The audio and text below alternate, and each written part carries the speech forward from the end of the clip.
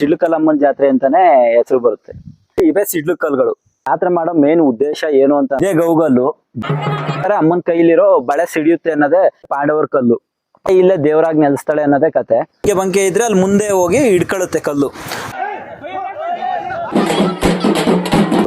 ಇನ್ನೊಂದು ಏನು ಅಂದರೆ ಸಿಡ್ಲು ಕಲ್ಲಮ್ಮನ ಜಾತ್ರೆ ಅಂತ ಹೇಳಿದ್ದಾರೆ. ಈಗ ದೀಪಾವಳಿ 2 ದಿನಕ್ಕೆ ಅಂತ ಮಿರಿ ಹೇಳಿದ್ದಾರೆ. ಬಟ್ ಅದು ಯಾವ ಥರ ಆಗುತ್ತೆ ಏನು ಅಂತ ಅಲ್ಲೇ ಹೋಗಿ ನೋಡಿದ್ರು ಚಂದ. ಆಗೋದು 3 ಅವರ್ ಜಾತ್ರೆ. ಅದು 3 ಅವರ್ ಜಾತ್ರೆ ಯಾವ ಥರ ಆಗುತ್ತೆ ಅನ್ನೋದು ವಿವರಣ ಅಲ್ಲೇ ತೊಗೊಳ್ಳಿ. ಬಂದು ಅಲ್ಲಿ ಹೋಗೋಣ ನೋಡ್ರಿ.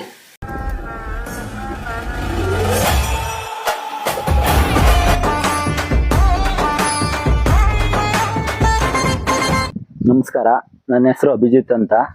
ಇದೇ ದಡಗೇಟ ಗ್ರಾಮದವನು. ನಾವು ಹೋಸಲಿ ವಿಡಿಯೋದಲ್ಲಿ ಹೇಳ್ದಂಗೆ ಸಿಡ್ಲಕಲ್ ಜಾತ್ರೆ ದೀಪಾವಳಿ ಟೈಮಲ್ಲಿ ನಡೆಯುತ್ತೆ ಅಂದ್ವಲ್ಲ, ಆ ಜಾತ್ರೆ ನಡೆಯೋದಿಲ್ಲ. ಈ ಜಾತ್ರೆಗೆ ಸಿಡ್ಲಕಲ್ಲಮ್ಮನ ಜಾತ್ರೆ ಅಂತಾನೆ ಹೆಸರು ಬರುತ್ತೆ. ನಮ್ಮ ದಡಗೇಟ ತಮ್ಮ ಅಂದ್ರೆ ದೊಡ್ಡಮ್ಮ ಚಿಕ್ಕಮ್ಮ ಮತ್ತೆ ಬೆಡ್ತಳ್ಳಿ ಚಿಕ್ಕಯ್ಯ ದೊಡ್ಡಯ್ಯ ಮೈಲಾರಲಿಂಗೇಶ್ವರ ಇವೆರಡು 3 ದೇವರು ಬಂದು ಇಲ್ಲಿ ಜಾತ್ರೆ ನಡೆಸುತ್ತೆ.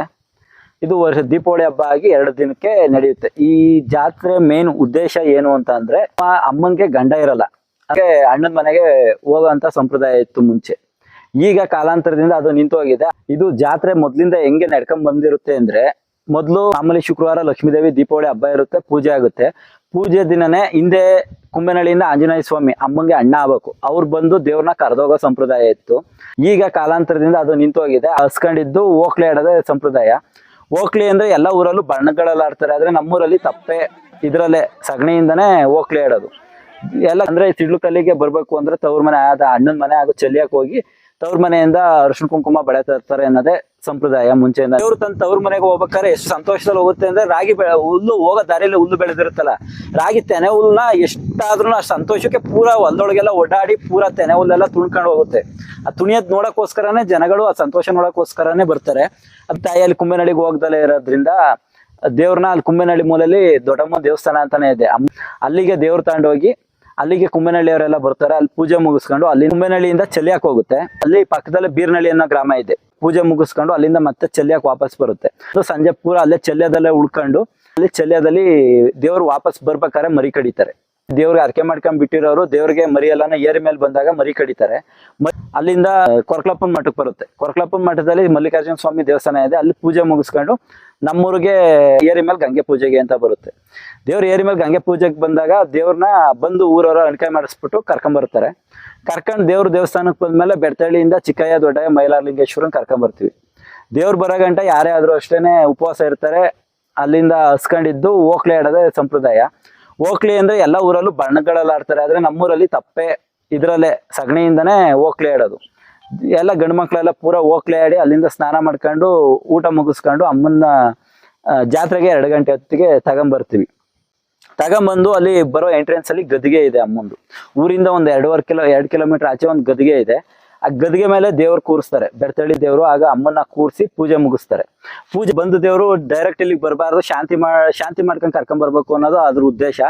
ಗದ್ರು ಅಲ್ಲಿಂದ ಬಂದು ಕೊಳ 3 ಪ್ರದಕ್ಷಿಣೆ ಮಾಡುತ್ತೆ. ಕೊಳ ಪ್ರದಕ್ಷಿಣೆ ಮಾಡಿದ್ಮೇಲೆ ಸಿಡ್ಲು ಕಲ್ ಮೇಲೆ ಹೋಗುತ್ತೆ. ಬೆಟ್ಟದ ಮೇಲೆ ಹೋಗಿ ಕಲ್ನ 3 ಪ್ರದಕ್ಷಿಣೆ ಹಾಕುತ್ತೆ. ಆ ಪ್ರದಕ್ಷಿಣೆ ಹಾಕ್ಬೇಕಾದ್ರೆ ಅಮ್ಮನ ಕೈಲಿರೋ ಬಳೆ ಸಿಡಿಯುತ್ತೆ ಅನ್ನೋದೇ ವಾಡಿಕೆ ಇರೋದು. ಅಂದ್ರೆ ದೇವ್ರು ಊರಿನೊಳಗಿರುತ್ತಲ್ಲ, ಹಾಗಾಗಿ ಅದು ಕಾಣಲ್ಲ ಯಾರಿಗೂ. ಒಳಗಡೆನೆ ಬಳೆ ಎಲ್ಲ ಸಿಡ್ದಿರುತ್ತೆ. ತೇರ್ತ ಹಾಕಿ ಮತ್ತೆ ಬೆಟ್ಟ ಇಳಿದು ಬಂದು ಇಲ್ಲಿ ಪಾಂಡವರು ವನವಾಸ ಮಾಡಿದ್ದು ಕಲ್ಗಳಿದಾವೆ. ಈ ದೇವಸ್ಥಾನ ಕಟ್ಟಿರೋ ಉದ್ದೇಶ ಏನು ಅಂತ ಅಂದ್ರೆ, ದೇವ್ರು ಬಂದಾಗ ಮಾತ್ರ ಕುತ್ಕೊಳ್ಳೋಕೋಸ್ಕರ ಅಷ್ಟೇ. ವರ್ಷಕ್ಕೊಂದ್ಸಲಿ ದೇವ್ರು ಬಂದಾಗ ಒಂದ್ 2 ಅವರ್ 3 ಅವರ್ ಮಾತ್ರ ದೇವಸ್ಥಾನದಲ್ಲಿ ಕೂತಿರುತ್ತೆ. ಅದು ಬಿಟ್ರೆ ಇಲ್ಲಿ ಯಾವುದೇ ತರದ ಪೂಜೆ ಗೀಜೆ ಏನು ನಡೆಯಲ್ಲ. ಬಂದಂತ ಭಕ್ತಾದಿಗಳೆಲ್ಲ ದೇವಸ್ಥಾನದಲ್ಲೇ ಅಣಕಾಯಿ ಮಾಡಿಸ್ತಾರೆ. ನಾವು ಮುಂಚೆನೆ ಹೇಳ್ದಂಗೆ ಪಾಂಡವರ ಕಲ್ಲು ಇದೇನೆ. ಇಲ್ಲಿ ಪಾಂಡವರು ತಮ್ಮ ವನವಾಸದ ಕಾಲದಲ್ಲಿ ಆಯುಧಗಳನ್ನ ಇಲ್ಲೇ ಬಚ್ಚಿಟ್ಟಿದ್ರು ಅನ್ನೋದು ಒಂದು ಕತೆ. ಆಗ ಪಾಂಡವರು ಇಲ್ಲಿ ಅಡಿಗೆ ಮಾಡ್ಕೊಂಡು ಊಟ ಮಾಡಿದ್ರು. ಅವ್ರು ಇಲ್ಲೇ ಸುಮಾರು ದಿವಸ ವಾಸ್ತವ ಇದ್ರು ಅನ್ನೋದೇ ಇಲ್ಲಿನ ಕತೆ. ಬಂದಾಗ ದೇವ್ರು ಬಂದಾಗ ಫಸ್ಟ್ ಅಯ್ಯನ ಇಲ್ಲೇ ಮಂಡೆ ಎತ್ತುತ್ತಾರೆ. ದೇವ್ರು ಬಂದಾಗ್ಲೂ ಅಷ್ಟೇ ಇಲ್ಲಿಂದಾನೆ ಉತ್ಸವ ಮೊದ್ಲಿಂದ ಸ್ಟಾರ್ಟ್ ಆಗುತ್ತೆ. ಬಂದು ನಿಮ್ ಮೇಲ್ಗಡೆ ಹೋಗೋಣ. ಸಿಡ್ಲು ಕಲ್ಲು ಇದಾವಲ್ಲ, ಅದನ್ನ ಮೇಲ್ ಹೋಗಿ ನೋಡ್ಕೊಂಡ್ ಬರೋಣ ಬನ್ನಿ.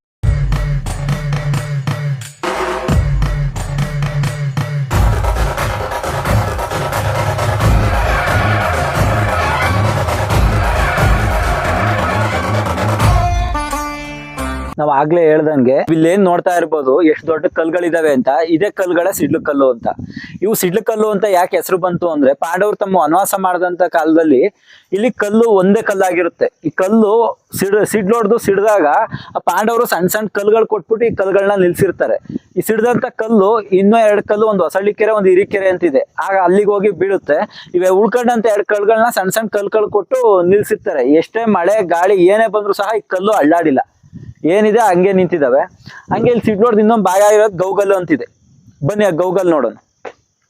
ಏನ್ ನೋಡ್ತಾ ಇದ್ದೀರಾ, ಇದೇ ಗೌಗಲ್ಲು. ಜನ ದೇವ್ರು ಬಂದು ತೀರ್ಥ ಹಾಕಿದ್ಮೇಲೆ ಇದಕ್ಕೆ ಅದರದೇ ಆದ ಶಕ್ತಿ ಬರುತ್ತೆ. ಅಷ್ಟಗಂಟ ಇದಕ್ಕೆ ಯಾವುದೇ ಶಕ್ತಿ ಏನೂ ಇರಲ್ಲ. ಅದ್ ಬಂದಾಗ ಸ್ವಲ್ಪ ದೊಡ್ಡದಾಗುತ್ತೆ ಅನ್ನೋದೇ ನಂಬಿಕೆ. ದೇವ್ರು ಅದ್ ಬಂದಂತ ಕಾಲದಲ್ಲಿ ಯಾರು ನುಸ್ತೆ ಅದರ ಶಂಕೆ ಏನಾರ ಇದು ಇಟ್ಕೊಳ್ಳುತ್ತೆ ಅಂತಲ್ಲ, ಈ ಗೌಗಲ್ ನುಸಿಯಕ್ಕೋಸ್ಕರನೇ ಜನ ಸಾಲಾಗಿ ನಿಂತಿರ್ತಾರೆ. ದೇವ್ರು ಬಂದು ತೀರ್ಥ ಹಾಕಿದ್ಮೇಲೆ ಇದ್ರೊಳಗೆ ಜನ ನುಸಿತಾರೆ. ಈ ಚಿಕ್ಕದಾಗಿರೋ ಜಾಗದಲ್ಲಿ ನೀವು ನೋಡ್ಬೋದು, ಇಲ್ಲಿಂದ ಸ್ವಲ್ಪ ದೂರ ಮಲ್ಕೊಂಡು ಹೋಗ್ಬೇಕು. ಅಲ್ಲಿ ಗೋಡಿ ಹೆಂಗ್ ಹೋಗಿ ಆ ಕಡೆ ಇಲ್ಲೆಲ್ಲ ಹೋಗ್ಬೋದು. ಮುಂದೆ ಹೋಗಿ ಒಂಚೂರು ದೊಡ್ಡದಾಗಿ ಜಾಗ ಇರುತ್ತಲ್ಲ, ಅಲ್ಲಿ ಹೋಗಿ ಹಿಡ್ಕೊಳುತ್ತೆ. ದೇವ್ರು ಬಂದು ತೀರ್ಥ ಆಗಂಟ ಎಷ್ಟೊತ್ತಾದ್ರೂ ಬಿಡಲ್ಲ. ಯಾವ್ದಾರ ಪ್ರೇತ ಬಾಧೆ ಏನೇ ಇದ್ರು ಅಷ್ಟೇ, ಇಲ್ಲಿ ಬಂದು ಹಿಡ್ಕೊಳುತ್ತೆ. ಅದು ಮುಂದಕ್ಕೆ ಹೋಗಕ್ ಬಿಡಲ್ಲ. ಅದೇ ಇಲ್ಲಿನ ವಿಶೇಷ. ಒಂದು ದಿನ ದೇವ್ರು ಬಂದು ದೇವ್ರು ಹೋಗೋ ಗಂಟ ಮಾತ್ರ ನಡೆಯುತ್ತೆ ಅದು. ಅದಾದ್ಮೇಲೆ ಬಿಡದಿಸ ಯಾರು ಇಲ್ಲಿ ನುಸಿಯಲ್ಲ. ಇಲ್ಲಿ ನೋಡಿ, ನಾವೇ ಇಲ್ಲಿ ನಡ್ಕೊಂಡು ಹೋಗೋದಕ್ಕೆ ಎಷ್ಟು ಚಿಕ್ಕದಾಗಿ ಜಾಗ, ಇಲ್ಲಿ ನಮಗೆ ಹಿಂಸೆ ಆಗುತ್ತೆ. ಇದ್ರೊಳಗಡೆ ದೇವ್ರನ್ನ ಹೊತ್ಕೊಂಡು 4 ಜನ ಬರ್ಬೇಕು. ಏನೇ ಕಷ್ಟ ಆದ್ರೂ ಅಷ್ಟೇ, ದೇವ್ರು ಇಲ್ಲಿ ಬರುತ್ತೆ, ಬಂದು ಹೋಗುತ್ತೆ. ಅದೇ ಇಲ್ಲಿ ಪವಾಡ. ಮೇಲ್ಗಡೆ ಕಲ್ನ 3 ರೌಂಡ್ ಪ್ರದಕ್ಷಿಣೆ ಮಾಡುತ್ತೆ. ಪ್ರದಕ್ಷಿಣೆ ಮಾಡ್ಬೇಕಾದ್ರೆ ದೇವ್ರ ಕೈಲಿರುವಂತ ಬಳೆಗಳು ಅವಾಗವೇ ಒಡೆದೋಗಿರುತ್ತೆ. ಅದಕ್ಕೋಸ್ಕರನೇ ದೇವ್ರನ್ನ ಇಲ್ಲಿಗೆ ತಗೊಬಂದು ಕಲ್ನ ಮೇಲ್ಗಡೆ ಎಷ್ಟೇ ಕಷ್ಟ ಆದ್ರೂ ದೇವ್ರನ್ನ ಮೇಲೆ ಎತ್ಕೊಂಡು ಹೋಗಿ ದೇವ್ರನ್ನ ಪ್ರದಕ್ಷಿಣೆ ಮಾಡಿಸ್ತೀವಿ. ಅಮ್ಮನ್ಗೆ ಗಂಡ ಇರಲ್ಲ. ಅಂದ್ರೆ ಮುಂಚೆ ಅವರು ಹಿಂದೆ ಯುದ್ಧಕ್ಕೆ ಅಂತ ಹೋದವ್ರು ವಾಪಸ್ ಬರಲ್ಲ. ತಾಯಿ ಇಲ್ಲೇ ದೇವರಾಗಿ ನೆಲೆಸ್ತಾಳೆ ಅನ್ನೋದೇ ಕತೆ. ಅವ್ರು ಬಂದಾಗ ತಾಯಿ ಇಲ್ಲಿ ವರ್ಷಕ್ಕೊಂದ್ಸತಿ ಬಂದು ಬಳೆ ಕೊಟ್ಟು ಹೋಗ್ತೀನಿ ಅನ್ನೋದೇ ಸಂಪ್ರದಾಯ. ಅದಕ್ಕೋಸ್ಕರನೇ ಈ ಜಾತ್ರೆ ಮೇನ್ ಉದ್ದೇಶನೇ ಅದಕ್ಕೋಸ್ಕರ. ಇದೇ ಕಾರಣಕ್ಕೆ ನಮ್ಮ ದೇವಸ್ಥಾನದಲ್ಲಿ ಅಮ್ಮಂಗೆ ಕೊಟ್ಟಂತ ಬಳೆಗಳನ್ನಾಗ್ಲಿ ಸೀರೆಗಳನ್ನಾಗ್ಲಿ ಬೇರೆ ಜನಕ್ಕೆ ಯಾರಿಗೂ ಕೊಡಲ್ಲ. ಅಮ್ಮಂಗೆ ಇದುವರೆಗೂ ಯಾವಾಗಲೂ ಅರಿಶಿನ ಕುಂಕುಮ ಅನ್ನೋದಿಕ್ಕಲ್ಲ, ಯಾವಾಗ್ಲೂ ಗಂಧನೇ ಇಕ್ಕೋದು. ಬಂದಂತ ಭಕ್ತಾದಿಗಳಿಗೂ ಅಷ್ಟೇ ಹೂವು ಗಂಧ ಬಿಟ್ರೆ ಬೇರೆ ಇನ್ನೇನು ಕೊಡೋದಿಲ್ಲ. ಕೆಲವೊಂದು ದೇವಸ್ಥಾನಗಳಲ್ಲಿ ಜನಗಳಿಗೆ ತೊಡ್ಕೊಳಕ್ಕೆ ಅಂತ ಬಳೆಗಳಾಗ್ಲಿ ಸೀರೆಗಳಾಗ್ಲಿ ಬರುತ್ತೆ, ಕೊಡ್ತಾರೆ. ಆದ್ರೆ ನಮ್ಮ ದೇವಸ್ಥಾನದಲ್ಲಿ ಎಷ್ಟೇ ಬಳೆ ಬರ್ಲಿ ಸೀರೆ ಬರ್ಲಿ ತಗೊಂಡೋಗಿ ಎಲ್ಲಾನು ಒಳಗೆ ಬಿಡೋದಷ್ಟೇ. ಅಮ್ಮಂಗೆ ಏನ್ ಅರ್ಪಿಸ್ತೀವಿ ಅಷ್ಟೇ. ಅಮ್ಮಂಗೆ ಅರ್ಪಿಸಿದ್ಮೇಲೆ ಯಾರು ಮುಟ್ಟಲ್ಲ, ಅದನ್ನ ತಗೊಂಡೋಗಿ ಎಲ್ಲಾನು ಒಳಗೆ ಬಿಡ್ತೀವಿ.